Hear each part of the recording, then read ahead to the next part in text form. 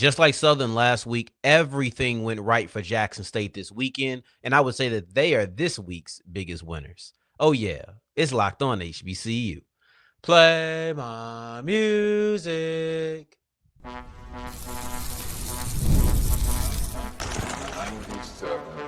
You are Locked On HBCU, your daily podcast covering HBCU sports.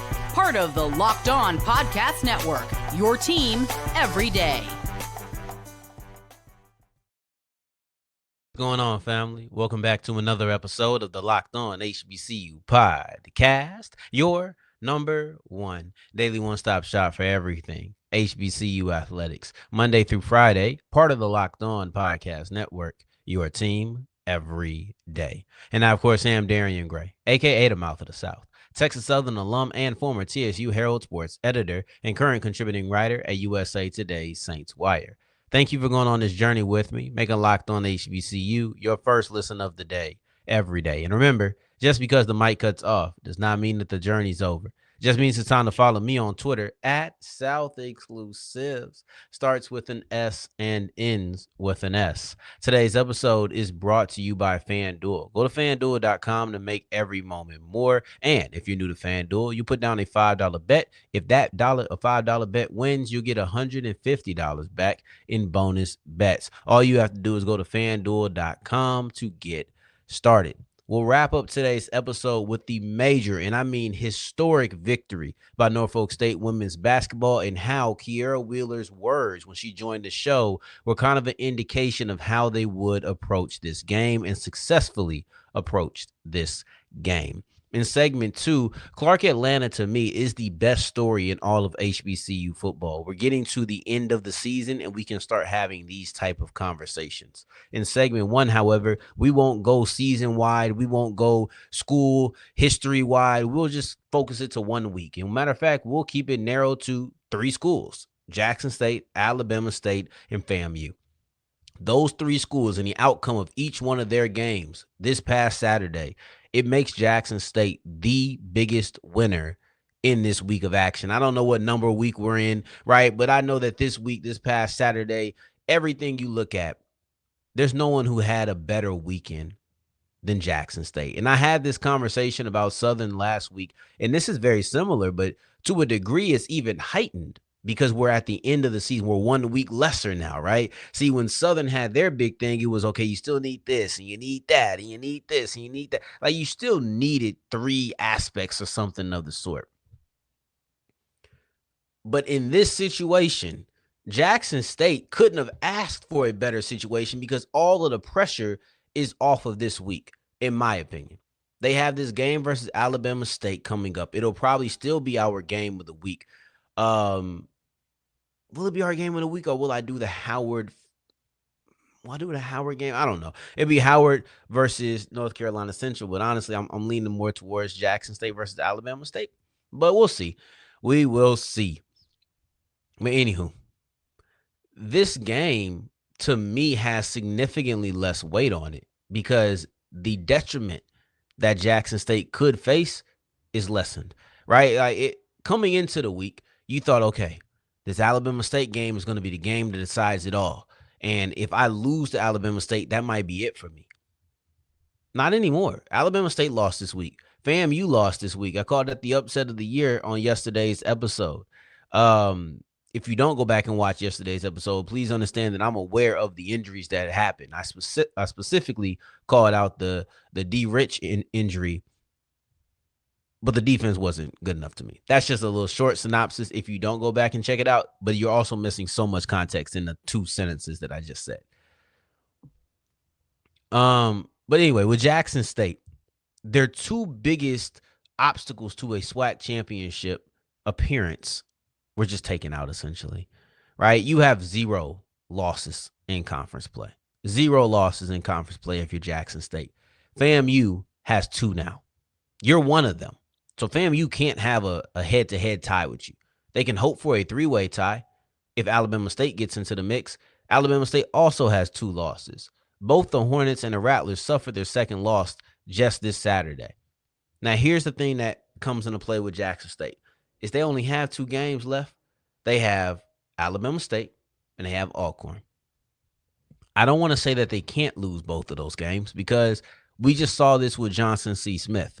So we know that things can happen. So I don't want to say can't or won't, but I do not think that is likely. I just don't.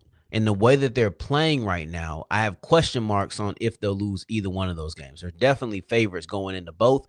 I really struggle to see how they would lose to Alcorn. Them losing to Alcorn would shock me. I don't think them losing to Alabama State would shock me just because I know that defense can turn it up. But it's a lot of things going on at play here. It's a lot of things going on at play. But one thing that helped out is that the idea of a one-loss three-way tie is no longer on the table. So Jackson State is looking at it from a point of view of all we have to do is win one game and we're good. This is the situation that they were in. A loss to Alabama State in a let's just put the situation that everybody ended with one loss, which would mean that Jackson State would have lost to Alabama State would have lost to FAMU, and FAMU would have lost to Jackson State. Let's operate with that idea because coming into the week, and coming into last week, that's what we thought it was going to be. Or we thought that was on the table, I should say. That would not have really worked for Jackson State. Jackson State does not win a three-way tie with one loss with those three teams. It just does not work because they didn't beat FAMU by more than FAMU beat Alabama State.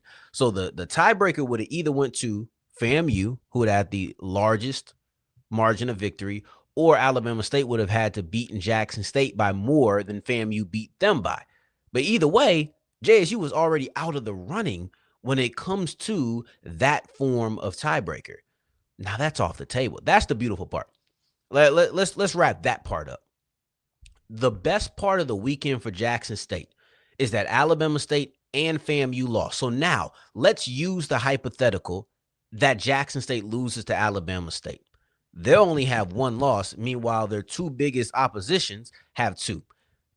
If you take the circumstances we thought would come in and Jackson State loses to FAMU, let's keep that hypothetical. Now it's a three-way tie in which Jackson State knows that they can't win because they did not beat FAMU by enough points. And if we're talking margin of victory, they just would have automatically been out no matter how they lost to Alabama State. That's the best thing. The pressure on this Alabama State game is so much lesser now that you have a two-game gap. And honestly, even no one else can lose. Anyone else loses the game, it's done for them. But all you have to do is beat Alcorn or beat Alabama State. They could do that. As for FAMU, because I know this is the week where we do our rankings, or the day in which we do our rankings, I'm going to be very brief with it. But FAMU ended up going down to the 6th place spot. I think that that's fair. They were 4, in case you were curious on where they came from. Let's read the top 5, and then I'll give you a couple of more. You have Jackson State, South Carolina State, North Carolina Central. That did not change. That's 1, 2, 3. And I think that's a pretty solid 1, 2, 3. I'll be honest with you. I can't see a different 1, 2, 3. I would have had it that way even prior to FAMU's loss because I've just been more impressed with these other 3 teams. And that's how Stan Beckton did have it. But with FAMU's loss is unquestionable. Tennessee State comes in at 4. Southern rounds out the top 5. Kudos to them. For Southern to be able to come back from where they were at the beginning of the year and become a top 5 team, and a team that I agree with their rankings. Do I think that they're the 5th best team in Black college football? I don't know. I don't know, to be honest. But do I think they deserve to be ranked in the top 5 based off what you've done? Yes. Right? It's almost like the potential versus actuality. What we think this person can be versus what they've shown. What Southern has shown resume-wise, they are a top 5 team. FAMU comes in at 6. The reason I think that's appropriate is because it's still a 2-game or 2-spot drop, and you have to drop to some capacity. Like, you have to drop somewhat when you lost to Prairie View. But because you were out your quarterback, right? You were missing major weapons. Quarterback, running back, you had some major losses. I'm only dropping you 2 spots, and I think that's fair. I'm not going to put you underneath Alcorn, right? PV jumped up to 8, so that was impressive. And then Alabama State's at 9, and Morgan State's at 10. Once again, I think PV's won a couple of games in a row, but I don't know if I'd have them at 8. I personally don't think they're better than Alabama State, and I don't think they're better than Morgan State. I don't. But we'll get into all of that at some other time, maybe. But hey, when you win a game like they won, you earn your way up. Speaking of winning games in a very particular fashion, let's look at Clark Atlanta because Clark Atlanta, in my opinion, is the biggest and best story in black college football this year. And I want to explore that a little bit more and a little bit deeper as we continue with Locked On HBCU.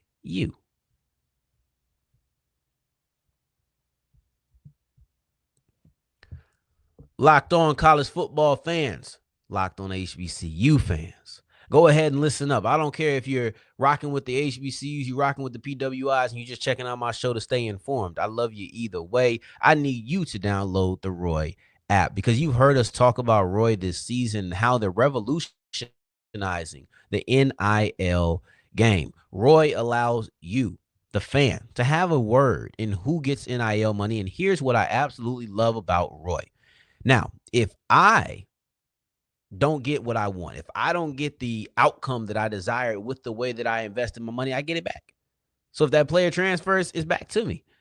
If that player doesn't do what I think they should, it's back to me. It's really no hassle, right? Regardless, you are a winner. So Roy is helping us keep our team intact, and it's actually good for the game long term. You can show your support for your favorite player, for your person that you feel needs to stay at your school because we know they coming to poach the HBCU talent by depositing a little appreciation onto that player's account. To do so, all you have to do is download the Roy app, and you can see what the logo looks like if you're watching on YouTube, or go to joinroy.com. Let's highlight the players that we feel need to stay in our universities. Go ahead and download the Roy app or use the website joinroy.com.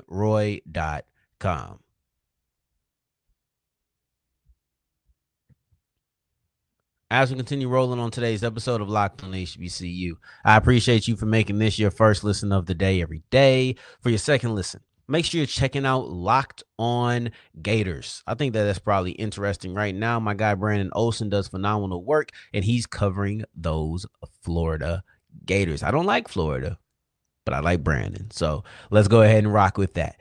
Clark Atlanta is playing in the SIAC championship game. After a win over Morehouse and an Albany State victory over Fort Valley State, they got the very minimal help that they needed. And your Clark Atlanta Panthers are going to be playing in the SIAC championship game. In my opinion, this is without a doubt the best story in HBCU football this year. Clark Atlanta had 0 wins at this time last year. This year, they're playing the SIAC championship game. They went from winless to potentially hoisting up a trophy. You go from no wins to being a champion in a matter of a year. That is an insane turnaround. That is one of the best and quickest turnarounds that I've seen in college football. And I'll say a long time, but I can't think of another squad who went from as low as they were to as up as they are now. And it's not as if, oh, well, Clark just had a bad year. They just had a down year.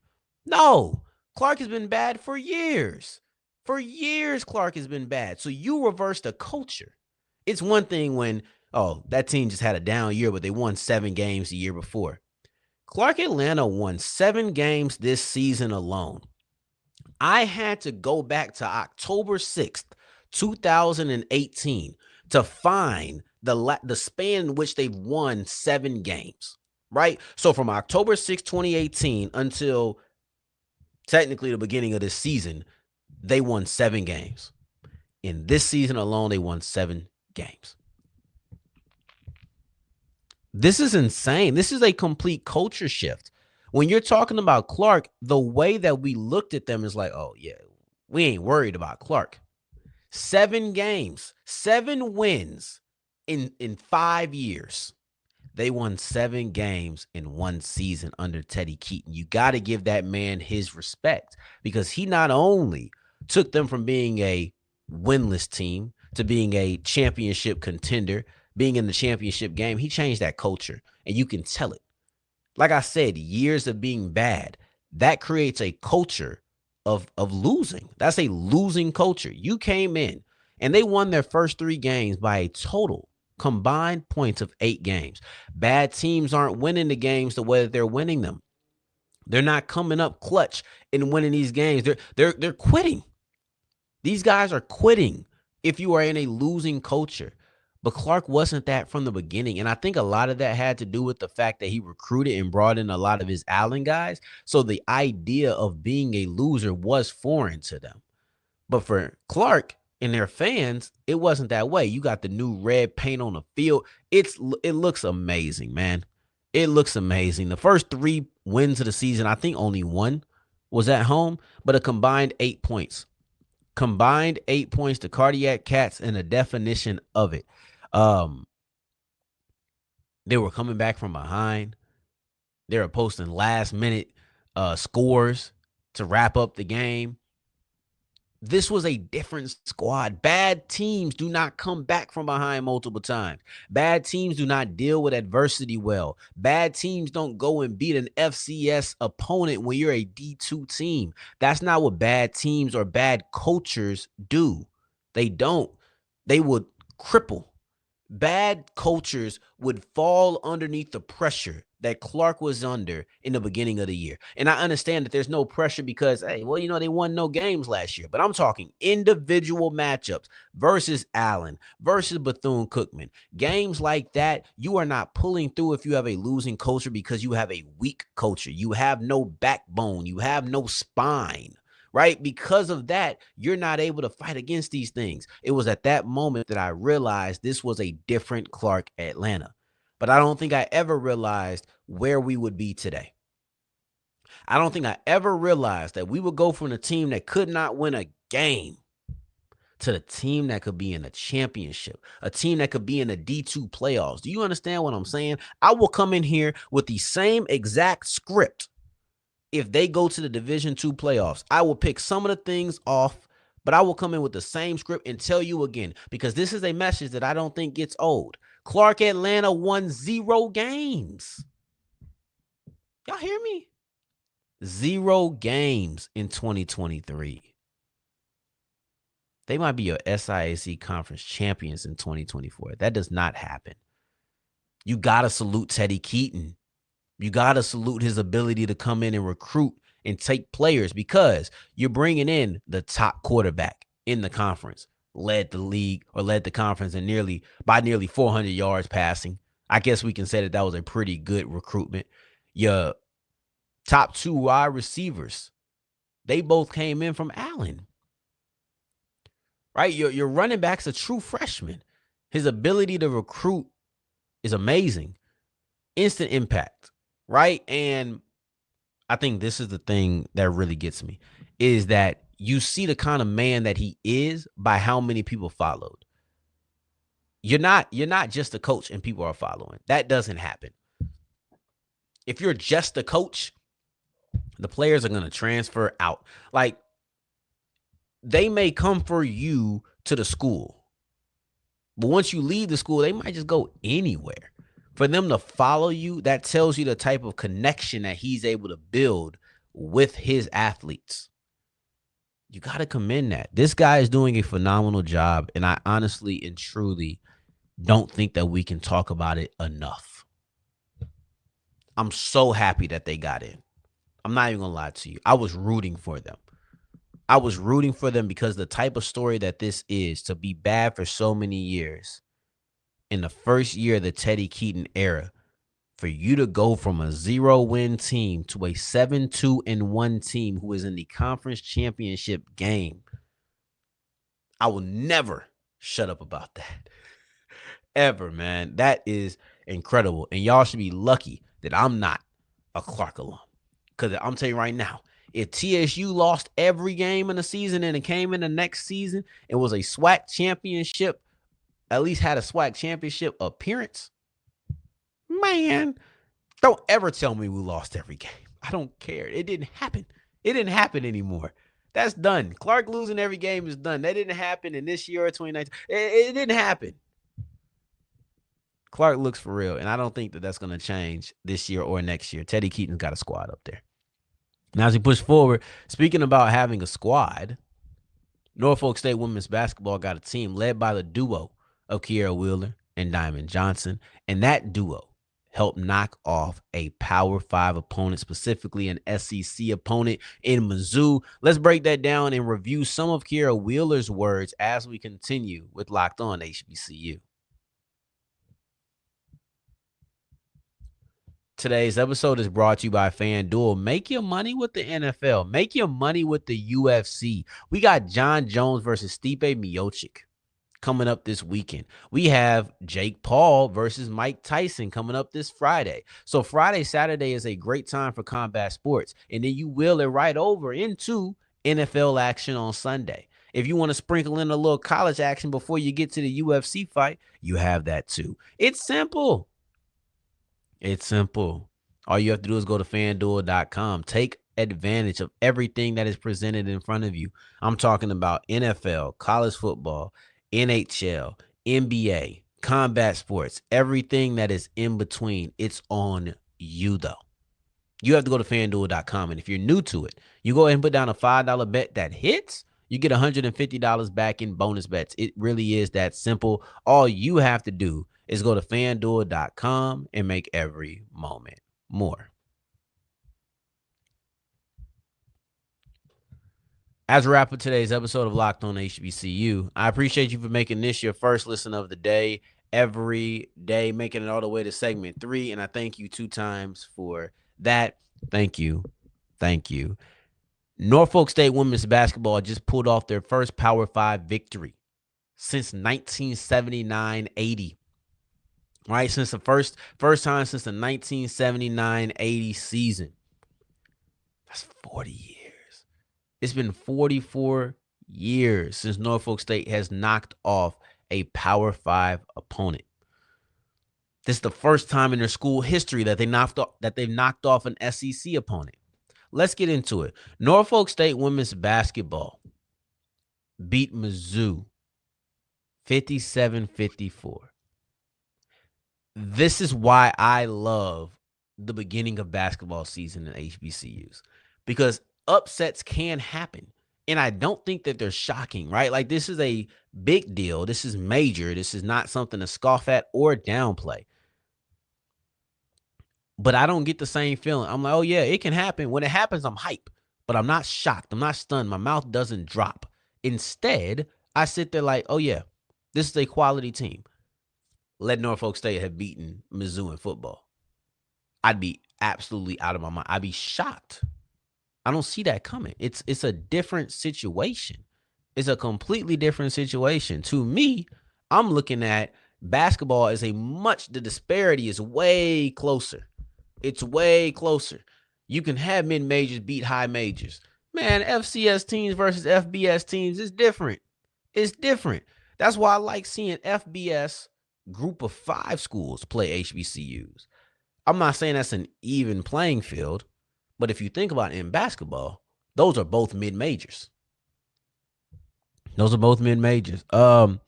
But yeah, this is huge for Norfolk State, man. This is huge for Norfolk State women's basketball. It is something that I spoke to Kierra Wheeler about when she came on the show. I spoke about the idea of playing Power 5 opponents. I spoke about the idea of what is the ceiling? What are you reaching for this season? And she gave me the answer to both of those. For those who maybe don't remember, because this was 2 weeks ago, week and a half ago.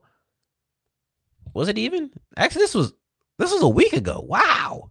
Time flies. Or does it? Because it's moving slow. Anywho, Kierra Wheeler was on the show last Monday. Wow. That does not feel right, but it is. And she spoke about this exact situation. So let's hear what she has to say as I sit back and think about how I forgot how the calendar works. It's a lot different environment. So before we was just trying to see what we can do. Now we kind of actually know what exactly we can do and what's expected of us. A lot of people still look at us as that 16 seed from 2 years ago and just a okay mid-major team. But to us, we're one of the top mid-major teams in the country right now, and we're just working towards that, and we're continuing to grow and continuing to put in the work so that we won't just have to stop at 15 seed. That's not our goal at all. It's to be a 15 seed, and that's it. Like, every year, it's got to get better and better. And this year, we're looking to compete with the Power Fives because we've shown that we can. dominate the mid major as well. How many Power Fives y'all got on y'all schedule this year in the regular season? I don't know off the top of my head if you do. I'm trying to think. We got Missouri, we got Alabama, UNC, Auburn. I think that's 4. Yeah, so those are your 4? Mm-hmm. So what's the mentality? Do you treat that game any differently? I know we try to say all games are the same, but I genuinely don't believe that. Like, I do not believe that every game is the same. Mm-hmm. Certain games stand out, right? So when you're going against these Power 5 schools, is there a different mentality of, all right, I got to go prove something in these matchups? For sure. It's one of our goals to be the Power 5 school. So yeah, like you said, I don't believe in saying like every game is the same. It's not. Every game presents a new challenge and something different. So with the Power 5 schools, it's a different kind of challenge versus a mid-major school can be well executed on the offensive end and lack defense. But Power 5 schools, like, they prepare for every situation because that's something that they come from. So I think when it comes to us preparing for a Power 5 school, our mindset is more of valuing possessions. Like, that's what our coach has been on us about, is that when it comes to these close games and these big teams, we have to value each possession. And when he broke that down for us and just showed us, like, in previous years, how we didn't value our possessions when it came to this, and that's why the game kind of slipped away from us. We've been taking it a lot more serious and trying to get back those possessions so we can steal a game. I thought that those were great words. I know it was a little bit of a longer clip, but I wanted to play everything because I thought it set up and it played well together. Just the idea of who they're playing, so you know that. Because I just basically would have came in and told you the middle question and told you they're playing these 4 schools, 3 in the SEC, ironically, 1 in the ACC. I would have came in and told you about the high expectations that they had. I thought it'd be best if you heard it from her. But that last part where you talk about winning and valuing possessions, they had 16 turnovers in this game and 12 steals, right? So you had 16 turnovers, let's just say 16 to 12.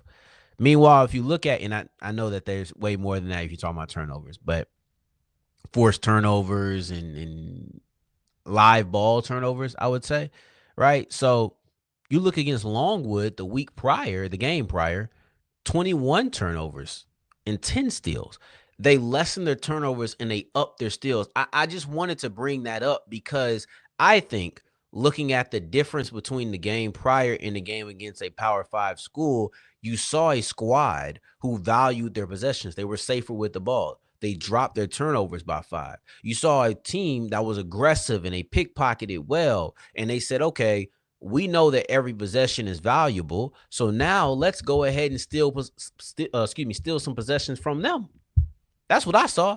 I saw a team that said, we're going to hold on to our possessions more. We're going to be better with that. And then we're going to steal your possessions. And when you drop the amount of possessions that you lose and you take more possessions away from your opponent, that's going to win more times. They didn't score 70 points this game. They did that the first 2 games. But now when you go against Mizzou, it's going to be a little bit tighter. It is. And you score 57 points and you gotta lock down. You gotta have the turnovers. You gotta put up shots because every point is valuable. There's no more points for you to be able to spare and be like, okay, well, we can be kind of lazy this drive or this time up the court. I'm still in football mode. You got to forgive me. But on the day, Diamond Johnson had 17 points. Nia Fields and Kierra Wheeler both pitched in 14 apiece. Wheeler added 8 boards and 4 blocks. So she had herself a really good game, and you need that in these type of matchups. You need somebody in the paint who's going to be a force, and I think that we know she can bang with the best of them. It's just about doing it consistently. And she made her first 3-pointer. She's been shooting more threes, as we talked about. She took 3 threes in this game. She took 3 threes the whole season last year. So a lot of the things that she said are coming up to be true. If you haven't seen that interview, please do that. I sat down with her and Diamond Johnson in back-to-back weeks. So check out Diamond Johnson, Locked On HBCU, Kierra Wheeler, Locked On HBCU. You'll catch them both, right? If you just look that into the YouTube search bar, or maybe you just drop the names and say Locked On HBCU because you're here with me every single day. I love you. Thank you. Sincerely, I really do appreciate you. On tomorrow's episode, we're going through the HBCU circuit, and we're going to kick it off with what are the tiebreakers in the SWAC, because I want to see who is still alive. Is FAMU alive? Can Alabama State win with back-to-back wins, and then also Jackson State back-to-back losses? We We got to go through that, and we will on tomorrow's episode. But in the meantime, in between time, until the next time that we hear each other, family, take care, stay blessed. Peace.